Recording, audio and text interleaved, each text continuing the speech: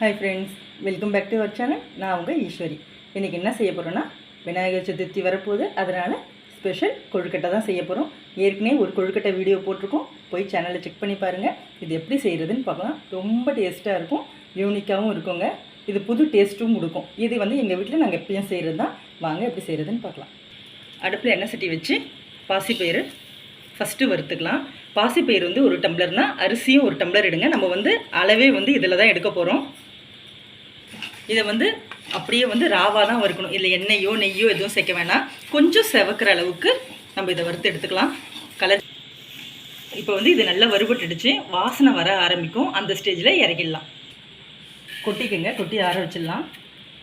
இப்போ பச்சரிசியை கொட்டி வறுத்துக்கலாம். இதுவும் கொஞ்சம் கலர் சேஞ்ச் ஆகும், இன்னும் கொஞ்சம் டார்க் வெள்ளையாகும். அப்போ இதையும் எடுத்துடலாம்.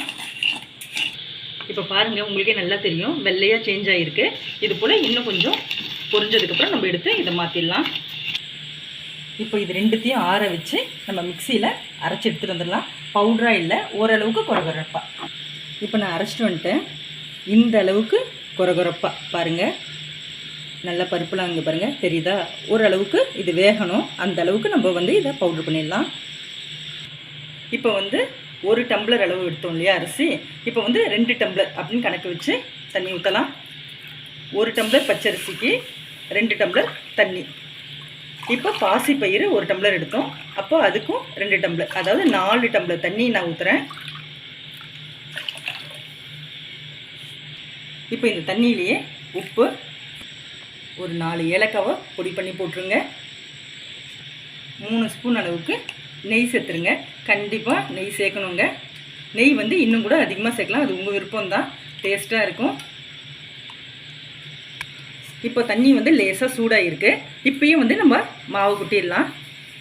நம்ம அரைச்சதை அப்படியே கொட்டி வேக விடலாம். இது வேகுங்க, நல்லா வேகணும்.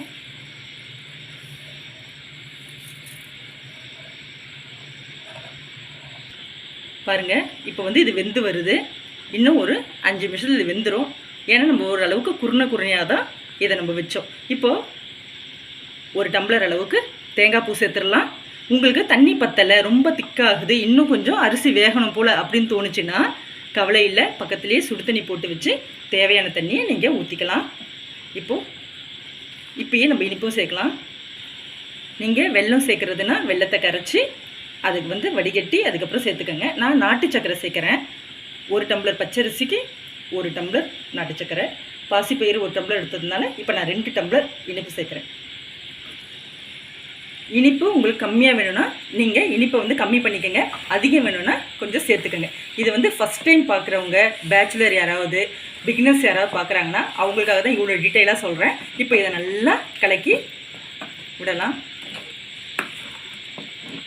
அவ்வளோ டேஸ்ட்டாக இருக்குங்க. இப்போ இது நல்லா வெந்து இன்னும் கட்டிப்பட்டு வரணும். நல்லா வெந்ததுக்கப்புறம் நம்ம எடுத்து இதை ஆற வச்சுக்கலாம். அதுக்கப்புறம் கொழுக்கட்டை பிடிக்கலாம். இன்னும் கொஞ்சம் திக்காகணும். அப்படியே சொல்லுவோம் இல்லையா, அப்படியே வழுவுண்டு அப்படியே பரட்டிக்கிட்டு வரும்னு சொல்லுவோம் இல்லையா, அது போல் வர வரைக்கும் வச்சுட்டு நம்ம இதை ஆற வச்சுக்கலாம். இங்கே பாருங்கள், இப்போது இது ரெடி ஆகிடுச்சு. இங்கே பாருங்கள் எப்படி பரட்டிக்கிட்டு வருது. அவ்வளோதான்.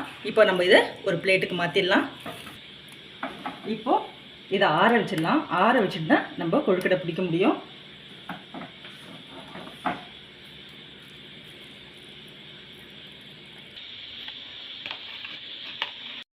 இப்போ இது நல்லா ஆறிடுச்சு. கையில் கொஞ்சம் நெய் தடவி இதை எடுத்து